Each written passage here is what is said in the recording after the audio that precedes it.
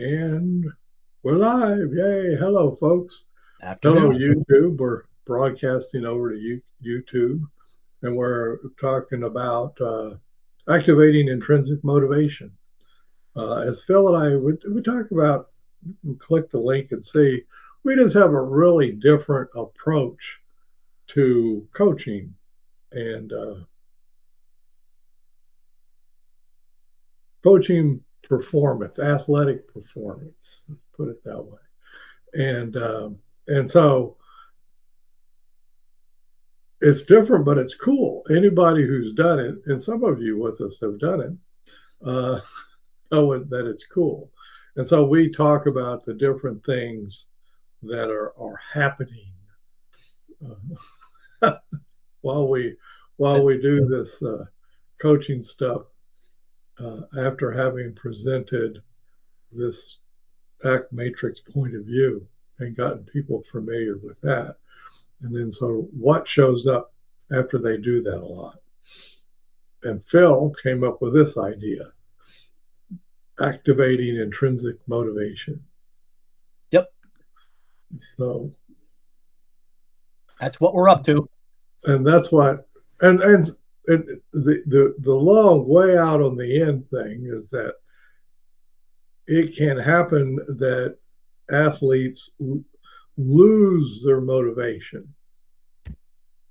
They they well, it is flat lose it. So it, kids, adolescents, young adults uh, lose motivation, and it's now, and that's they probably don't have any shortage of extrinsic motivation. No, they do not.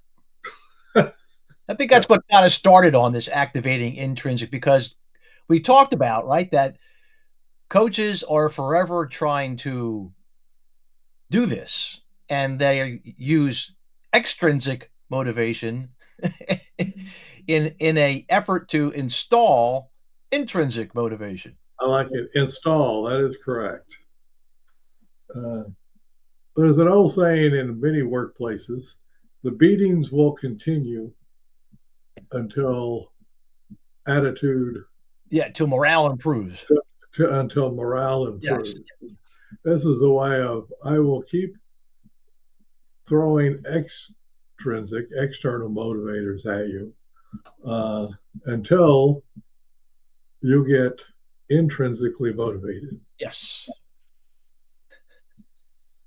And if that doesn't work, then do more extrinsic motivation. More extrinsic motivation is going to be coming your way.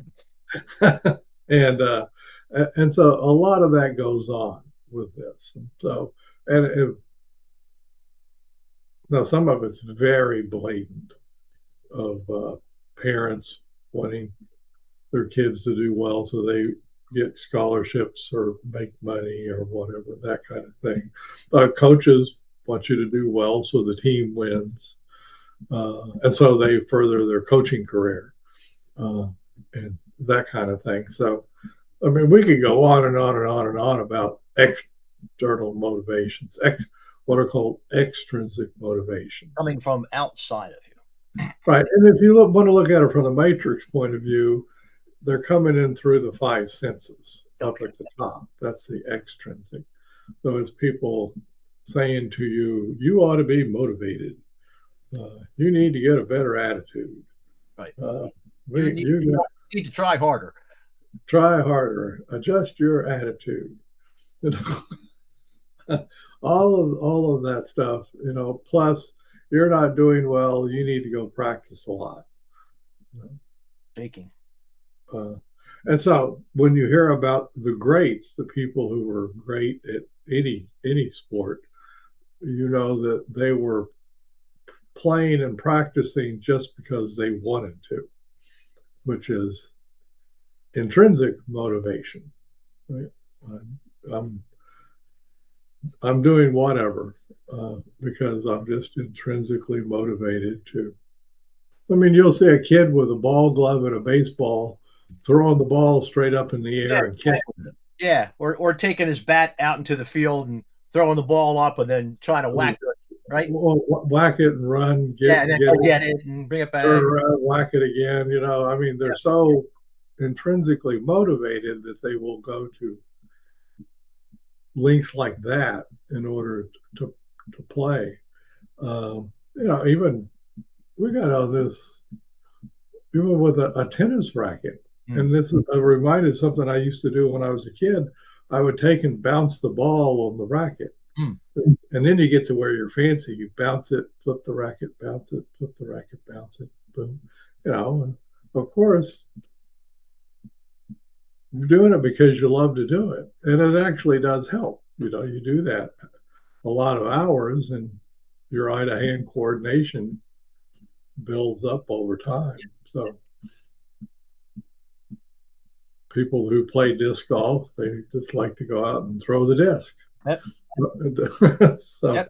so that's the intrinsic motivation. And so how do you activate that, Phil? Well, that's a good question. You just reach on the side of their neck and click it on. There's a little button, like right in the upper left, right behind the ear. Yes. Yeah. And it is activated. There you go. That doesn't work. No. So we recommend paying very close attention to this. Yeah. It's not that you're not going to do extrinsic motivation to the people you are working with. Of course you are. And part of it is you're to tell them the things that would be best for them to work on. So, yeah. And that can involve, of course, some extrinsic motivation. So, if you want to improve this, go practice this, would be my recommendation. Now, after that, you've made your recommendation, and that's a bit of extrinsic motivation. And then does the intrinsic show up? There you go. And you absolutely do not have control over that. Better question, Phil.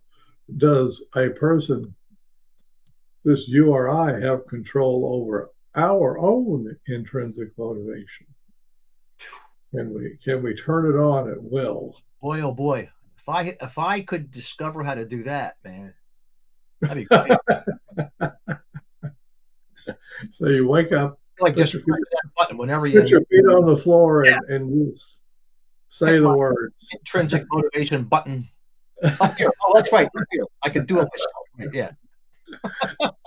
And you're off to the races throughout the day. There you go. There it is. Yes. Okay. So, my coy way of getting into, you set the context so that you have the greatest chance of intrinsic motivation showing up. That's slightly technical, but not very technical way of doing it, because that's what you're doing. Absolutely. So you as a coach of a team, coach of an individual, whatever you're doing, you're setting a context. So Phil and I, just what we do, what you're doing with the matrix, if you pick it up, is you're setting a context. You're literally saying, I work from this point of view. Let me show it to you. And you then show person the matrix. You just set a context. You said, this point of view is part of the context that I'm going to be working with you. This is part of the context. So, and you can be very explicit about that. And so yeah. You're setting that up. And you can even say something like later on and say, there's motivators or stuff that comes from outside of you that motivates you. Your parents tell you what to do or something.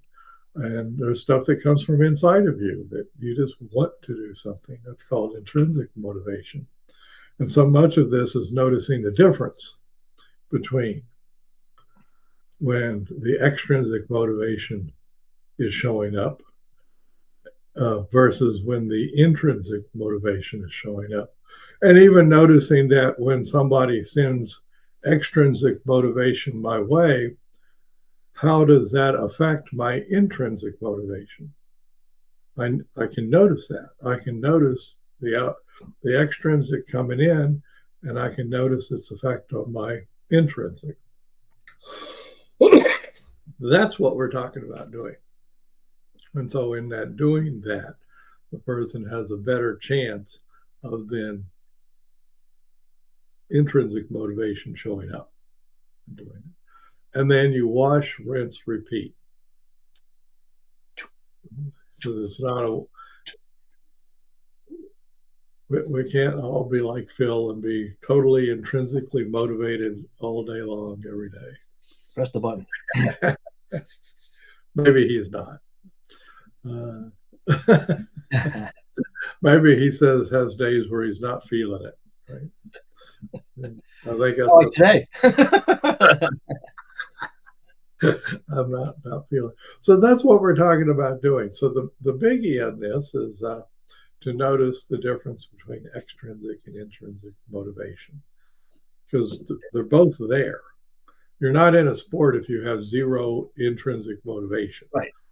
I mean, maybe you go to one introductory lesson and say, you're not going to last very long. This ain't for me. And yeah. So, I've seen many people come to an Aikido class that were intrinsically motivated for about 2 or 3 classes, and then they disappeared. Which is the case with many exactly right sports. It's got to float your boat. It's got to speak to you. Exactly right.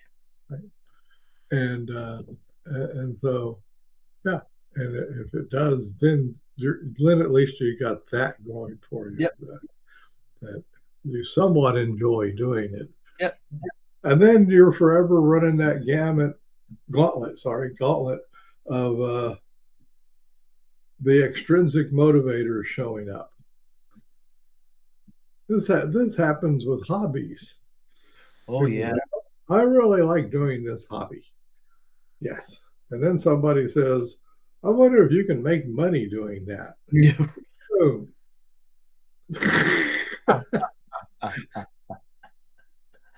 There is research that shows that people have less hobbies now. Oh, yeah. Less hobbies, in part because everything's been monetized. Yeah. Everything, we're in this, here comes the word context again. We're in this context of money. Everything needs to be money. Your motivator shifts from intrinsic up to extrinsic. Right. So I'm really good at crocheting. Gee, I wonder if I can sell these at wherever. So at the craft show. The craft show. That's it. At the craft show. So hence messing up or potentially messing up the intrinsic motivation of doing it. So, and we are not saying you're not going to have both. It's just notice the difference between the two. Notice the interplay between the two. And you can list them. You could have your team or your, if you're working with an individual, great. If you're working with a team, same. Say, external motivators. What are they? Right. Let's list some of them. Money, and parents. And winning the championship. Winning the championship, the whole darn school, the whole country, all kinds of I'm talking like Olympic teams and stuff. Yeah. Whole bunch of extrinsic motivators, just bunches of them. Okay, so we notice them and we notice their effect, and in particular, the effect that they have on our intrinsic motivation, our desire to do this, or am I just dragging my ass into the practice? Yeah, I'm not feeling it anymore. Well, you hear about it all the time that people lose it, and then how do they get it back? How do they get that back? Well, we don't know how exactly anybody gets it back, but we know that there's a great value in noticing the difference between the two motivators. Why? Should we go into the technical reason for that? Oh, Why? why not? Let's do it. Why not? Uh, it has to do with your story. Okay, it's your story, and now this sport thing, that whatever you're doing, has become an integral part of your story. So if you're writing down your story, you're now writing at 8 years old, I Yeah, started playing baseball or whatever, the or sports chapter. 4 years old, I started ice skating, Right. like that kind of thing. It's become, 3 years old, my dad put a golf club in my hand. there's all kinds of stories, and we hear these. And most of us know Phil was probably referring to Tiger Woods, right? Woods. Right, Tiger Woods, that they got that. And then there's all these stories. Uh, we can go to Mozart. Mozart started, well, he wrote a freaking piano piece when he Yeah, was that got old. started at a very early age, right? Right, very early. So his piano story started at a very early age. So it's a story.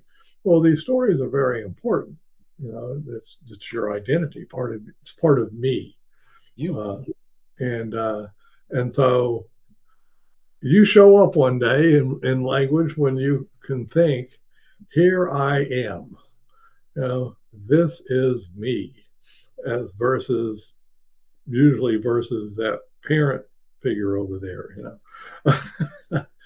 Here I am. And once you start referring to yourself as me and I and your your name, whatever it is and stuff, now you're writing your story. Whether it's you're narrating your story. That's Yeah, you're the narrator. You're the narrator of your story. And so now you have this story, and now you have this story that includes some sport, Right. and you have desire. You can say part of my story is that I have a great desire to do this sport. Yeah, it's there. Okay. And then part of the story is I'm on a team, or I have a coach, or I have this, or I have that.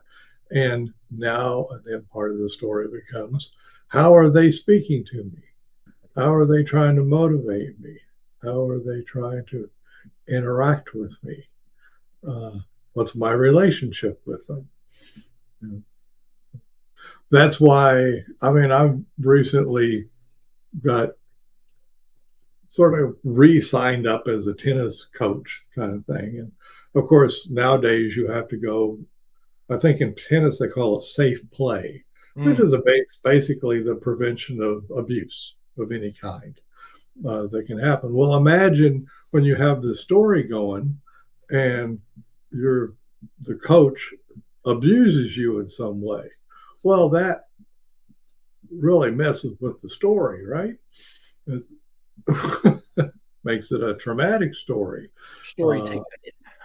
Right, that's not good, and that's why we don't want that going on in any way, shape, or form. And so the story in the end is like, how am I managing the extrinsic motivators, my parents, my coaches, my school, my whatever, and my own desires, what I want to do, and how are those lining up? And so, really, you're working with somebody on that story. In the end, it's always a story, folks. It's the story of you. One of the powers of the Matrix is that it lets you make a plot diagram, sort of. Yeah. Like, oh, who's important to me? Well, I'm important to me, and my parents are important to me, and this and that. Right? Well, what kind of stuff is showing up inside of you that My you don't? journey.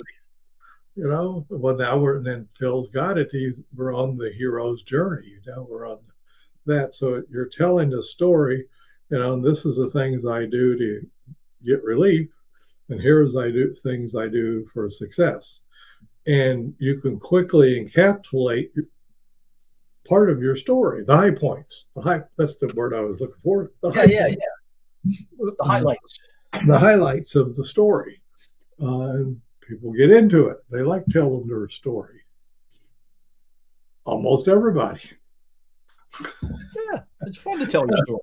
like to tell their story, right? Yeah, And even people who don't like to tell their story, if you ask them those questions, they'll answer them for you. They'll yeah. almost invariably answer. So even your most severe introvert will answer those questions for They you will. They do all the time. all the time. We've done this. Yeah. We've done it. So now you've got them engaged in their story, uh, and they're going to wake up tomorrow, and the story continues, right? And then it's how this is built, how this extrinsic motivator versus intrinsic motivator gets it. And we all do it. I mean, we're all motivated by money.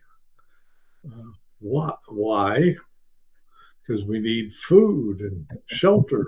Sure. Good stuff like that, you Right. know. So it's even with if you're not in athletics, it's still there. So, but then you walk over to athletics, you're what a coach is doing is becoming part of another person's story. You're, and and it's the relationship. It's always the relationship. All the time. Always, always, always, always. They're always, I listen to tennis a lot, and there's always drama about them firing coaches, Yeah. you know. And well, I would imagine that the relationship dance is not working, right? It went Uh, sour, right? it was It soured. right, you know. Now it can also be they're losing like crazy, you know. And they want to make a change, I right? probably need to bring somebody in that'll maybe Yeah. turn this ship around for Yep. me, you know. That would, and maybe you're intrinsically motivated to win and do Yep. that. So once again, I'm just looking at comparing extrinsic motivator, intrinsic, noticing the difference, always noticing the difference. Any of you, some of you may have recognized that one of the original exercises in the matrix is noticing the difference between your five senses experience and your mental experiencing. Well, obviously, this is very highly related, but now we're putting a label on it. Notice the difference between your extrinsic motivators and your intrinsic motivators. And As you tell watch, your watch the dance and watch your relationship with the coach. Because in the end, all of that is just building a story. It goes all the way to your deathbed. last breath. It goes all the way. And that's why on the deathbed, you'll ask somebody, you know, well, what's the question they ask? Is there anything you would have done different with your life? That's what they'll ask. And 99.9% of everybody says, drum roll, I wish I had spent more time with my loved ones. Yep. And I'm probably not a soul, maybe it's only one soul, said something like, I wish I had worked more. I wish I had made more money. Right. You know, I've been there, folks. I've done hospice care, so I Yes. know. Yes. Been there myself. Yes. Yeah, no, it doesn't. That's it. I wish I'd spent more time. About your important relationships at the end of the So day. back to my story, they just said I would rather my story would have included more time with my loved ones. Yeah. The story that I'm remembering back over those decades. I wish those memories had more time with loved ones. It's the story. Once again, we humans, because we have this language, we remember ourselves as a story. And, movies are stories. Sometimes we relate to those stories, and sometimes we don't relate to those stories. But it's all in stories, the beginning, the middle, and the end. So in a coaching relationship, there's going to be a beginning. Hi,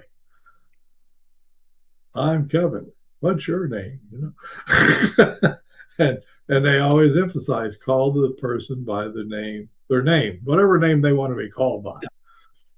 You know, I know I was at this thing and they said, don't call anybody by a nickname. And I had raised my hand. I was good. I said, what if they have a nickname and they want to be called by that nickname? You know, like JR. Right. And they're like, oh, yeah. That's okay. We're talking about the coach coming up with some stupid nickname. Oh.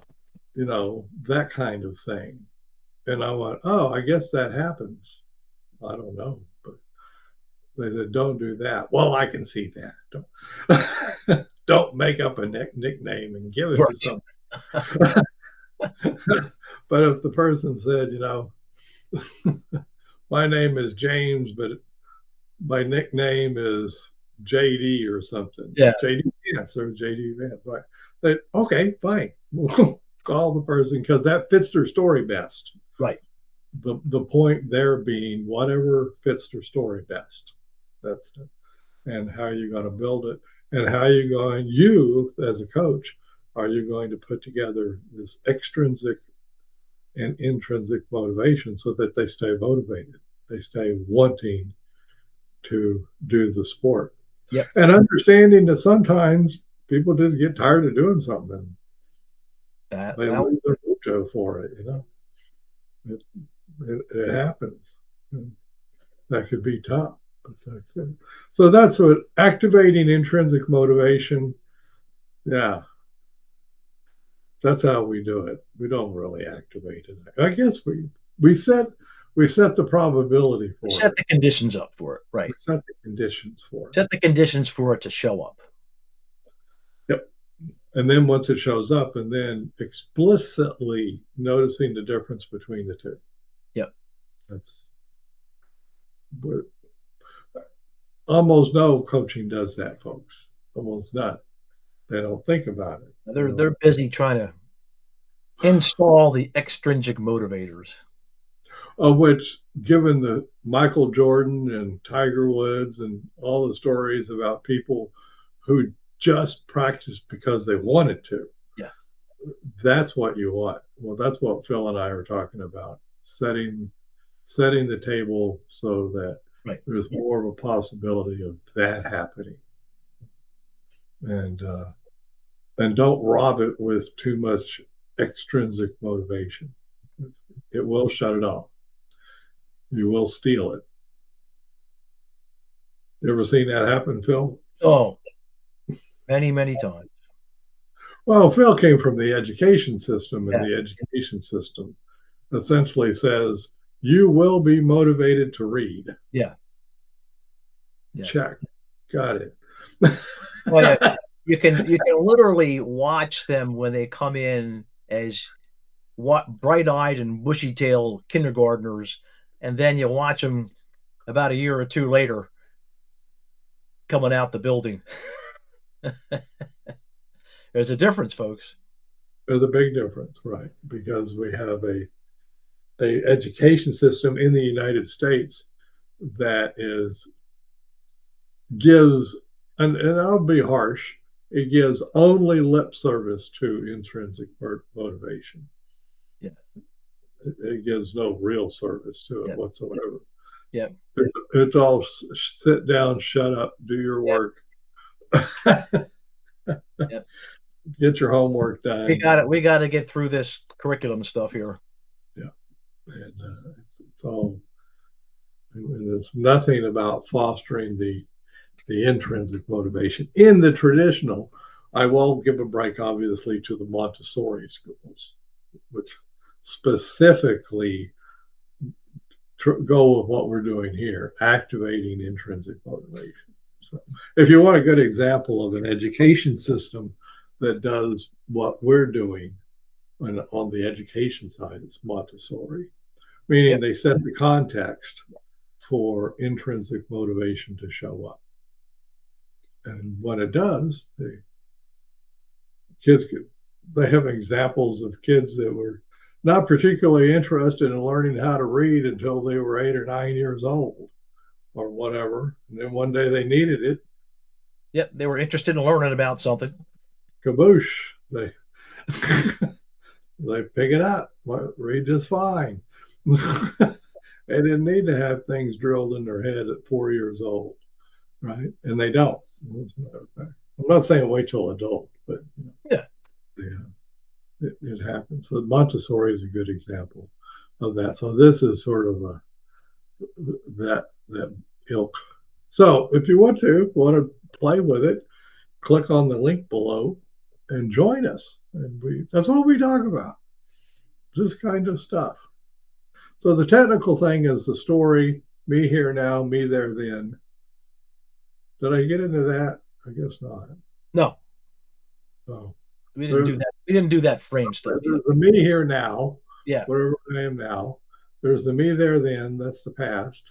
And then there's the me in the future. So coaching's about me in the future, now and in the future. Yeah. We want to win next week. You want to get a college scholarship 2 years from now. That's me there then, or be there future, let's say. And what kind of motivations they got? Maybe they don't want to go to college. Yeah. I don't know. But once again, need to have a conversation about that. And I guess when I keep saying that, and I guess I've seen it so that in a lot of places, coaches and parents and stuff don't have that conversation. No, they don't. They don't start there. Maybe that's Phil and I's thing. Part of this, we start there. That's where it is, and we just keep going. And the easy way, we just keep going through the matrix. But we can break off and say, notice extrinsic motivators, notice intrinsic motivators. Notice the difference. Notice how they're playing together, coming together for you to inside of you. And in the end, you're the one who walks out on the course, or the basketball court, or the tennis court, or the wherever. You're the one that goes and does it. And could somebody do this for running or exercising? Let's do it even easier. Exercise. Yeah, I don't see why not. You go to your doctor, and what do they tell you? You're probably going to get an external motivator. Right. Well, your BMI is exceeds the limit. You've moved out of the normal range into the, well, that range. We won't say what it is. We won't say what it is, but it's that range that you don't want to be. And so there's extrinsic motivation right at the top. Right. And here comes that's the extrinsic. Even just reading your own BMI. Yeah. Oh, yeah. Oh, boy. Right. Getting your lab results. Your blood pressure and all that stuff. Yeah. Right. And so these are extrinsic motivators because they're coming in through your senses. Yep. And how does that come together inside of you? So do you start exercising every day? Do you start eating a healthy diet? Yeah. Do you start meditating or whatever you do to be healthy? What is that? Well, that would be noticing the difference between the extrinsic motivators and the intrinsic. And now, do you have a goal out there in mind? Yeah. Sure. If you wanted to have the future self be healthier. Right. So say, this is me to my future self. Okay. Note to me. Note to future self. Right. Do I want to be healthier? This is ACT. Any of you guys that That's hang it. out with That's it. acceptance and commitment, this is the values of ACT. It establishes a direction. State your It intentions. state your intentions. It's the tree in the distance. Yeah. You can see the tree in the distance, and now you can move toward it and see what works, what kind of behaviors work to move you toward that tree in the distance. Well, now we said the tree in the distance is I want to be healthier. Mm. Okay. And then you go to your healthcare provider and say, gee, what might I do to be healthier? Yeah. You can also Google it, but what Just, the heck? you can even just go, you can even just go home and ask yourself, what might I do to be healthy? And we know the basics, you exercise some, be physically active. Move around a little more. Okay, I think I can pull that off. Yep. Right. Do that. Eat a little better. Yeah. I can pull Mediterranean diet or something. Yeah. Kind of stuff going, okay, so that's what I do. So I get up tomorrow, and am I going to do that stuff? Ooh, big question. And that purely comes down to intrinsic motivation. Exactly. And you're also now going to come into contact with the yucky stuff. Now the journey continues. Are you saying yucky stuff might show up? First thing, I guarantee it. yeah, I've never met a person that didn't. So yeah, and that will show up and get in the way of your muck with your intrinsic motivation. I ain't feeling like doing it today. So we all know this stuff every day. Now I know people say I don't give a expletive about my future health. Right. Okay, well, then they're not going. They don't need to be. Yep. They're not intrinsically motivated. It's not there. It's not something they're worried about. Don't need to be. And there's the thing: if they say that, now the family is going to say, "Oh my God," and then you're going to get more external. Yeah, more extra coming your way. What do you mean? Whereas that's the thing: a kid says, "I don't want to go to school." Right? Yes. I want to go to school. You gotta go. No, I don't. The kid looks at you and says, "I was listening to Phil and Kevin. I'm not intrinsically motivated to go to school." That would be a Calvin and Hobbes kind of a moment. Yeah, that would be a Calvin and Hobbes. You channel your inner Calvin. So there's obviously, it's not an either or. They're just always going to be there. And if nothing else, your future self is an extrinsic motivator for that matter. It's absolutely in the future. It's an external view of yourself, imagined view of yourself out in the future. Especially if you're saying, well, I'd like to be 20 pounds lighter or something. Well, that's you're going to have to get on a scale and look at that. Scales. There's an there you go. Big motivator. And the thing about a scale is it doesn't lie. Mine does all the time. No, you're wrong.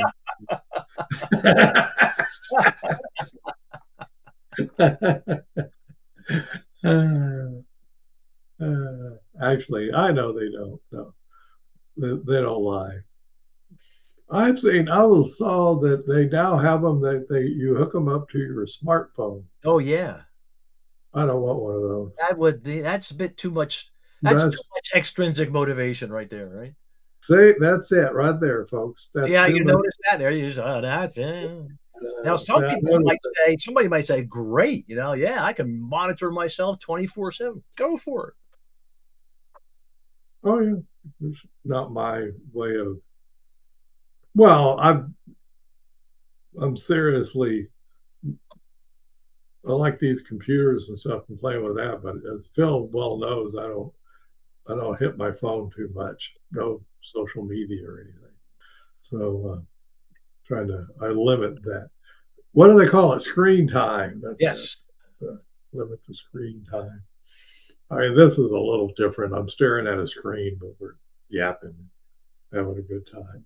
So there we go, folks. That's what we're doing. So we're fitting ourselves into our story, somebody else's story, and then well, if you're a coach, you have a story. Yep. I want to be a really bad coach. Okay. Doing nothing but really hard line external motivations. Yeah. People will call you a bad coach, no doubt about it. Drum you right out of the coaching business. Right. I want to be a beloved coach, all that one that's remembered, right, for kindness or whatever. Well, then you're going to do that. You're going to set it up. So now we give you a structure. We give you the matrix. Start with that structure, and then from within that structure, build your story that you're going to be. Well, if you want to be a good coach, listen. Yep. And what the matrix allows you to do is, who's important to you? You're listening for that. What's your yucky stuff? Oh, listen for that too. I'm putting my hand to my ear to show that I'm listening. Right. Yeah. What's your favorite things to do to get relief from yucky stuff? And I listen. What's your favorite things to do to get success? And I listen. It's that is so much of it is the listening part of it. What are your external motivators? What's like people telling you, to a kid, you might say, when people tell you what to do. Yeah. And they're going to know about that, right? Oh, yeah. They got that down. They got parents and teachers. There's no escape from that when you're a kid. And people telling you what to do. Authority figures, right? And so, and then, well, what's your motivations? Yeah. Now, they may not have a good read on that. Yep. But you'll think that's the kind of stuff you want to do. Like, do you like playing baseball or frisbee or chess or whatever? Yep. Well, and dare we say that question, what's your motivation? What brings you here? It's not a question that gets asked a whole lot of. No, and we ask that question. So and we start with that question. That's how we go about activating intrinsic motivation. Yep. I guess one could say that we activate it by paying close attention to it and how much external we're applying. Yeah. And we try to keep a very light touch. Yeah. Because we don't want to squash the intrinsic motivation. Right. That's always the risk. Always the risk. And it's a rest. Sometimes you'll do it. It happens. Yep. You say you're sorry and make up for it. Yeah. Well, that's more noticing too. If your heart's in the right place and you say you're sorry, they'll accept it. Yeah. Oops. Sorry about that. Yeah. Oh, okay. So that's it. So we're really, I guess it's about building a relationship. And you start with the matrix, just because it's a highlight of somebody's story. You can always ask them, where do you want to go? Where do you want to go with this? Yep. Okay, you want to be, you want to play as well as Michael Jordan. Great. Okay, you got any ideas what you might be doing to get that good?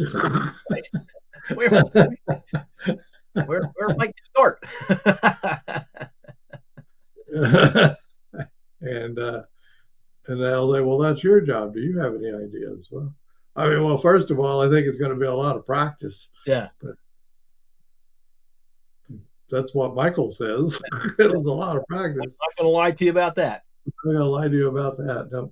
So anyway, but that's it. So activating intrinsic motivation. So we just pay attention to it. Yeah, that's basically the skill. We call people by their name, their preferred name, even if they have a nickname that they want to be called. Yep. Which we would make sure.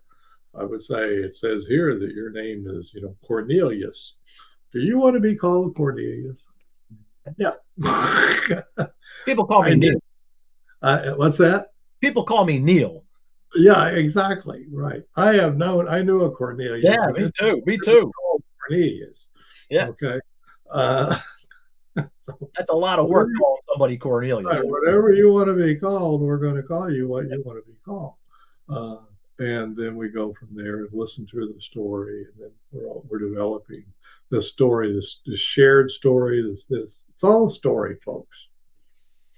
They're always writing a story, and how do you fit in that story of the person you're with? It's fun if you pay attention to it. It really is. But if unless you just get blinded about this is what coaches do, Yeah. and you get better results out of just being a human and asking a matrix kind of questions, Yeah. figuring out what kind of things that we ought to do, have some fun, and do some whatever you need to do, practice however you want to practice. I heard a thing about, by the way, Phil, I heard a thing about relational frame theory. You did. Yes, I did, but Something they new. didn't never call it thing.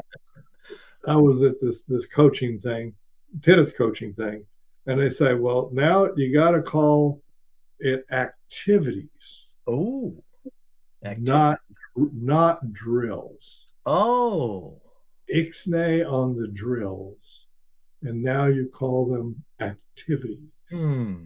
Now, the way these people were presenting it, I started thinking about relational frame theory Yeah.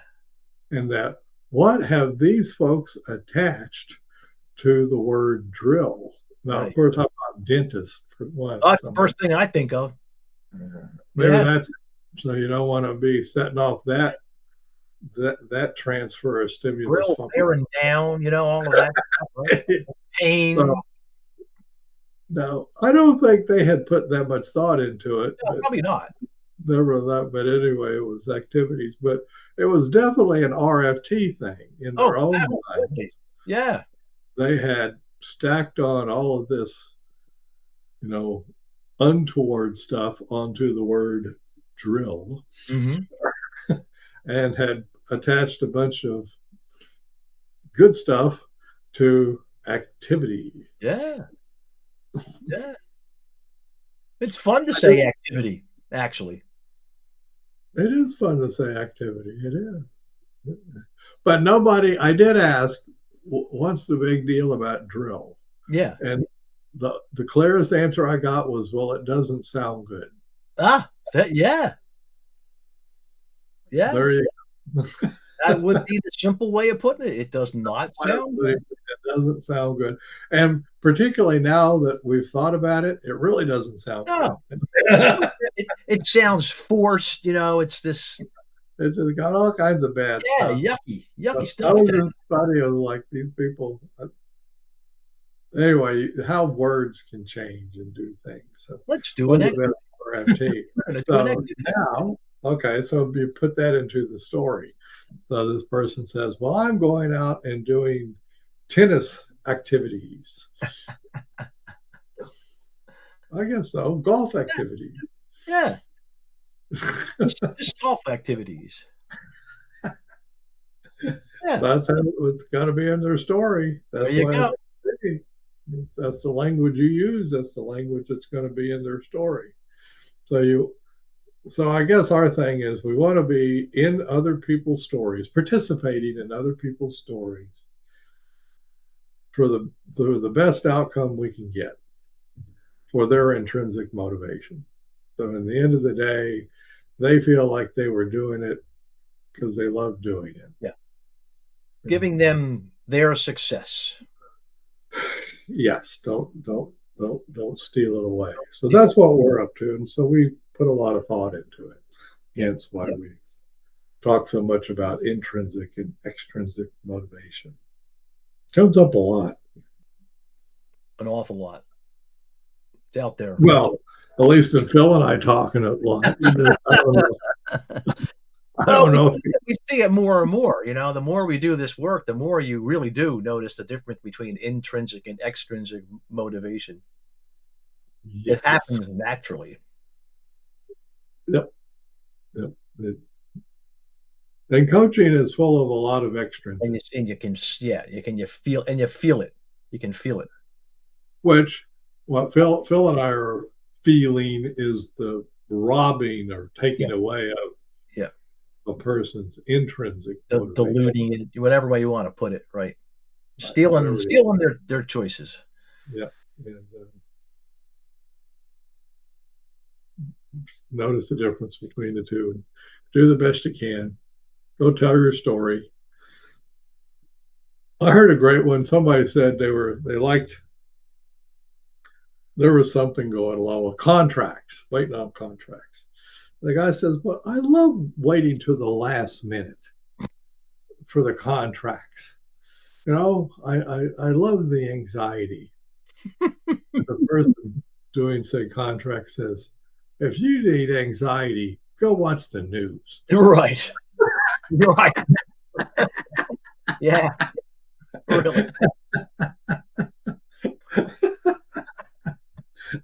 Bingo. There you go. So we're all, so we're all getting into sports to avoid the news. Yeah. Great relief move. That is pretty good relief move. Yeah, I'll take it. What's one of your favorite relief moves? Go whack tennis balls. There we go. That's one of my favorite relief moves. No doubt about it. Yep. Yep. It feels good. I was telling Phil about all these guitars and stuff. I love sound. I love piano sound, all kinds of sounds. So I love the sound of tennis rackets. Can't stand the sound of pickleball. That's not my sound. But I love the sound of tennis, the thunk of the tennis ball. So now I got me a new racket. It has even a better sound. And so here I am talking about the sound of a tennis racket. There you go. Not how well it plays, but it sounds great. And I'm old and I'm not caring much about winning or losing or anything. So whatever. I just like the sound. Feels good, sounds good, must be good, right? Yep. That Duke Ellington said about music. Yes. If it sounds good, it is good. Right. Right. So, yeah.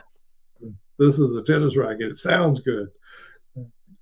I'm impressed with the engineers. I don't know if they were thinking about making the sound right, but I doubt it. I really doubt it.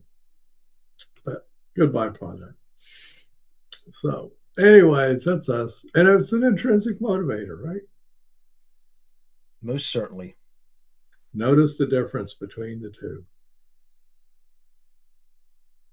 Okay, as we go off, we watch the news.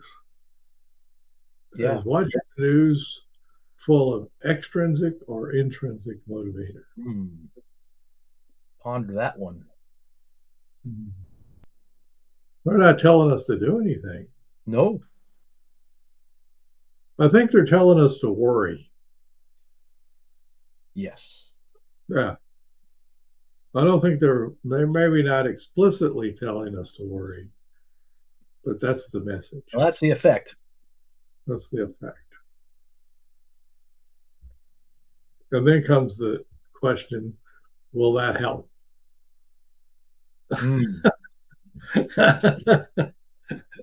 It may not. Phil and I like to ponder. We're not so good at answers. Now, We're good at pondering. But we will go out and coach. We'll do. Yes.